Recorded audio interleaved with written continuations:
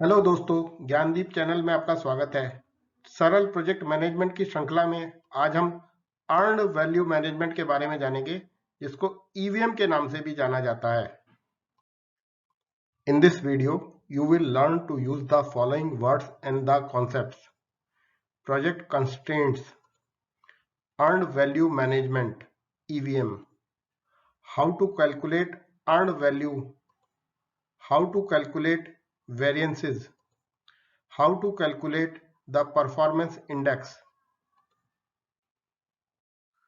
Earned value को now एक real life example से समझने की कोशिश करते हैं।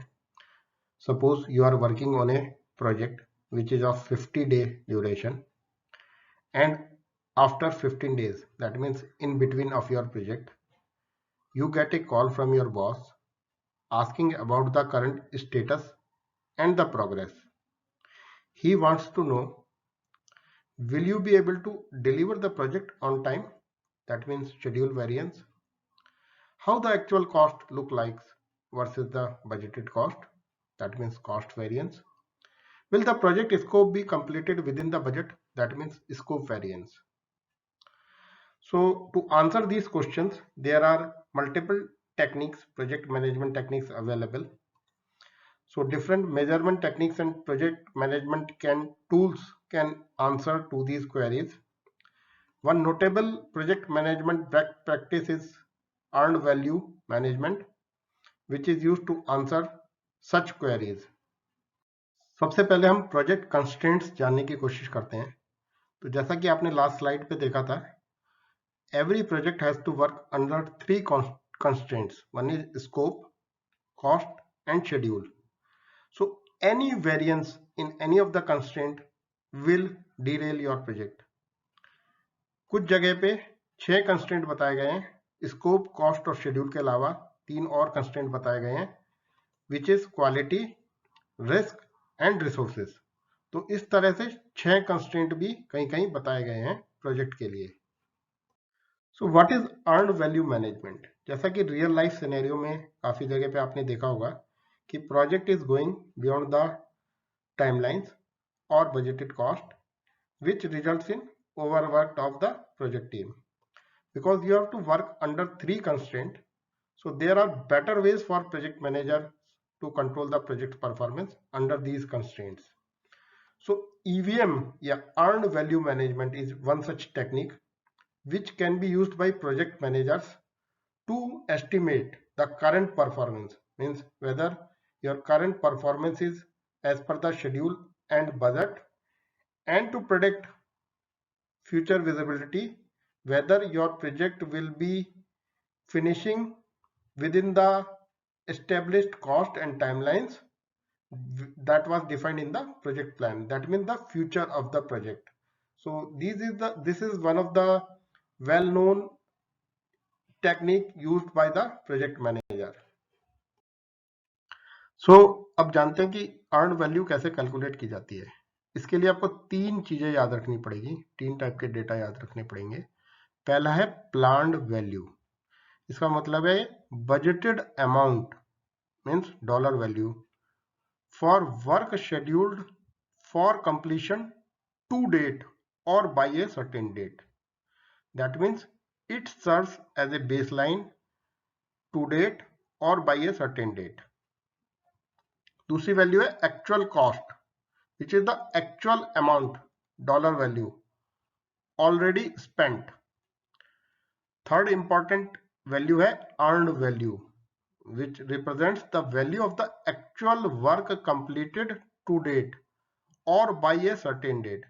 तो एक्चुअल कॉस्ट और अर्न वैल्यू में आप देखें तो उसमें एक्चुअल अमाउंट यूज किया गया है और यहाँ पे एक्चुअल वैल्यू यूज की गई है अर्न वैल्यू में। जो अर्न वैल्यू है वो कॉमन है बोथ शेड्यूल वेरिएंस और कॉस्ट वेरिएंस कैलकुलेशंस में। सो अर्न वैल्यू में से अगर आप प्लांट वैल्यू माइनस कर देंगे तो शेड्यूल वेरिएंस निकलेगा, और अर्न वैल्यू में से एक्चुअल कॉस्ट माइनस कर देंगे तो कॉस्ट वेरिएंस निकलेगा। अब अर्न वैल्यू को एक सिंपल एग्जांपल से जानने की कोशिश करते हैं। Suppose a contract is awarded for a construction of A boundary wall of A garden. So the project schedule is of 4 days and each day of work is expected to cost $100. Means each day planned value is $100. So day 1 planned value $100, day 2 planned value $100, day 3 planned value $100, day 4 planned value $100. So project budget means total planned value or budget at completion is $400. सो अब देखते हैं कि day 1 के and पे क्या situation है project की. सो day 1 पे साइड 1 कंप्लीट हो गई और $100 पूरे स्पेंड हो गए. सो day 1 actual cost is $100. So if you compare from the baseline, project duration is 4 days, budget at completion is $400, elapsed time after day 1 is 1 day, percentage completed, that means planned percentage completed is 25%, which is one side of the total 4 walls, and actual cost which is coming on day 1 is $100. So planned value calculate करने का formula है percentage completed planned value into BAC, budget at completion.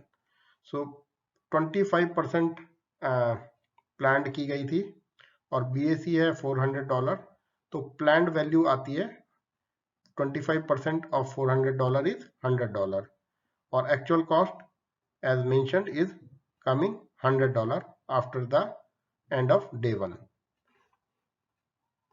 अब हम day 2 के and पे project की situation देखते हैं.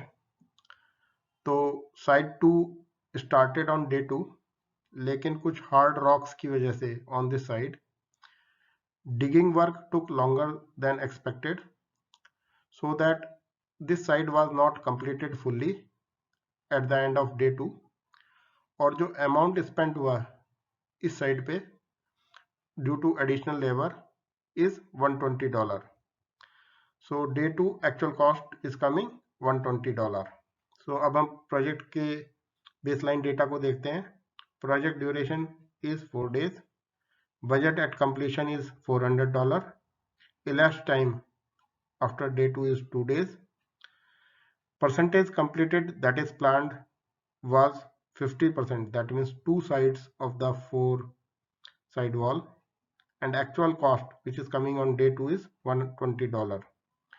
So planned value is coming 50% of $400 is $200 after day 2, and actual cost is now $100 plus $120, that is $220. I hope यहाँ तक आप सबको क्लियर होगा. अब हम डे 3 की के एंड पे सिचुएशन देखते हैं प्रोजेक्ट की. So at the end of day 3 side 2 was completed. Only 50% of side 3 was built as labor left early on the day due to the rain, and only $70 were spent on the day. So day 3 actual cost is $70. अब दोबारा से हम project baseline देखते हैं. Project duration is 4 days, budget at completion is $400, elapsed time is 3 days, percentage completed planned means 3 side of the wall is 75%, but actual completed percentage is 62.5%. that means side 1 100%, side 2 100%, side 3 50%. that means 2.5 sides are completed, and actual cost of at the day 3 is $70. so अगर हम planned value calculate करते हैं तो 75% of the $400 value which is coming $300, और actual cost at the end of day 3 is $100 of day 1, $120 of day 2 plus $70 of day 3 which is coming $290. So are we ahead or behind the schedule? So just from the common sense you can tell that we are behind the schedule by the end of day 3, as we have only finished 2.5 sites instead of 3 sites. And how much over and under budget we are? So we have completed 2.5 sites out of 4 sites, which is 62.5% of the overall projects. and we have spent $290 out of $400, which is 72.5% of the budget. So having spent 72.5 of our budget and achieved 62.5 of our budgeted progress indicates that we are spending faster than anticipated. That means we are burning more cost than anticipated. So if you understand this concept, congratulations, you have now understand the earned value. वैसे तो आपने देख लिया कि earn value कैसे calculate की जाती है, बट एक बार क्विकली रिकैप कर लेते हैं. तो पहला टर्म था budget at completion, which is the plan value of the total project. So इस केस में plan value of the total project was $400. Second term था plan value. So plan value का फॉर्मूला मैंने आपको बताया था, percentage planned complete multiplied by BAC. So end of day 3 पे plan value आती है 75% ऑफ $400, दैट मीन्स $300. इसको budget cost of work schedule भी बोला जाता है, बट आप प्लान वैल्यू से याद रखेंगे तो ज़्यादा इजी रहेगा. इसके बाद हम कैलकुलेट करते हैं अर्न वैल्यू. तो अर्न वैल्यू का फॉर्मूला है percentage completed actual multiplied by BAC. So at the end of day 3 only 2.5 sites are completed. That means 62.5% is completed, which is multiplied by budget at completion. So earn value आती है $250. इसको budgeted cost of work performance भी बोला जाता है, लेकिन earn value याद करना अगेन आसान है. एक्चुअल कॉस्ट आपने देख ली थी, 3 दिन के बाद एक्चुअल कॉस्ट आती है $290. सो एक्चुअल कॉस्ट को कैलकुलेट करने का कोई फॉर्मूला नहीं है, क्योंकि ये तो जो कॉस्ट बर्न हुई है वो एक्चुअल आपको पता चली जाएगी. सो आप जानते हैं कि वेरिएंस कैसे कैलकुलेट किए जाते हैं, दैट मीन्स शेड्यूल वेरिएंस और कॉस्ट वेरिएंस. तो जैसा मैंने शुरू में भी बताया था, आपको 3 टर्म याद रखने हैं, प्लान वैल्यू, एक्चुअल कॉस्ट और एंड अर्न वैल्यू. तो सबसे पहले हम शेड्यूल वेरिएंस जानते हैं कैसे निकाला जाता है. जो शेड्यूल वेरिएंस का फॉर्मूला है वो है earn value minus plan value. अगर शेड्यूल वेरिएंस की वैल्यू पॉजिटिव आ रही है, इसका मतलब है कि we are ahead of schedule. अगर शेड्यूल वेरिएंस नेगेटिव आ रहा है तो इसका मतलब है हम प्रोजेक्ट शेड्यूल्स के पीछे है, और अगर शेड्यूल वेरिएंस की वैल्यू 0 है तो इसका मतलब प्रोजेक्ट ऑन ट्रैक है. तो इस पर्टिकुलर केस में आफ्टर एंड ऑफ डे 3 हम देखते हैं कि शेड्यूल वेरिएंस की वैल्यू क्या है. तो जैसा हमने देखा था कि अर्न वैल्यू है $250, उसमें से हम प्लान वैल्यू माइनस कर देते हैं, तो शेड्यूल वेरिएंस आता है -$50. That means negative value, that means we are behind the schedule. अब हम कॉस्ट वेरिएंस देखते हैं. कॉस्ट वेरिएंस को कैलकुलेट करने का फॉर्मूला है earn value minus actual cost.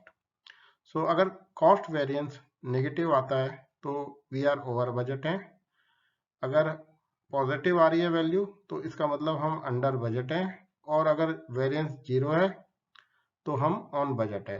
तो हम इस पर्टिकुलर एग्जांपल में देख लेते हैं कि कॉस्ट वेरिएंस क्या आ रहा है. तो eight the end of day 3 earn value was $250 and actual cost was $290. तो cost variance is coming -$40. That means we are over budget. अब हम जानते हैं कि परफॉर्मेंस इंडेक्स कैसे निकाला जाता है. ऑल्दो परफॉर्मेंस इंडेक्स और वेरिएंसेस सेम रिजल्ट और प्रेडिक्शन बताते हैं. सो schedule performance index which is called SPI is calculated EV divided by PV. अगर SPI की वैल्यू 1 से ज्यादा है तो इसका मतलब है कि project is ahead of schedule. अगर 1 से कम है that means project is behind schedule, और 1 है तो प्रोजेक्ट इज ऑन शेड्यूल. इस पर्टिकुलर एग्जांपल में SPI की value is coming $250 divided bye $300, which is coming around 0.83, which is that means it is less than 1. that means we are behind the schedule. So schedule variance से भी हमें यही पता चला था कि we are behind the schedule, और schedule performance index भी ये दिखा रहा है कि we are behind the schedule. इसी तरह कॉस्ट परफॉर्मेंस इंडेक्स कैलकुलेट किया जाता है, जिसका फॉर्मूला है EV divided by actual cost. अगर सीपीआई की वैल्यू कॉस्ट परफॉर्मेंस इंडेक्स की वैल्यू 1 से ज़्यादा है तो हम अंडर बजट हैं, अगर 1 से कम है तो ओवर बजट है, और 1 है तो हम ऑन बजट हैं। इस पर्टिकुलर केस में सीपीआई की वैल्यू आती है 0.86 which is 250 divided by 290। That means we are less than 1, that means we are over budget. तो इससे भी यही पता चलता है कि हम कॉस्ट ज़्यादा बर्न कर रहे हैं than anticipated. Although earn value management काफ़ी पावरफुल टेक्निक है और वाइडली यूज की जाती है प्रोजेक्ट मैनेजर्स द्वारा, लेकिन इस टेक्निक की भी अपनी लिमिटेशन है। पहला ये है कि ये टेक्निक कम्प्लीटली नंबर बेस्ड है, इसमें कोई कंटेक्चुअल नैरेटिव्स नहीं है, सो numbers don't always tell the complete story, so you should know the context also along with the number. दूसरा ये है कि data should be very accurate, otherwise whatever assumption or prediction you are doing are actually not true. Third limitation है कि quality is not factored in while measuring the performance. So ये इस tool और technique की limitations हैं जो आपको पता होनी चाहिए। आशा करता हूँ कि आपको ये वीडियो पसंद आई होगी। आप अपने कमेंट और फीडबैक कमेंट बॉक्स सेक्शन में लिखें। धन्यवाद।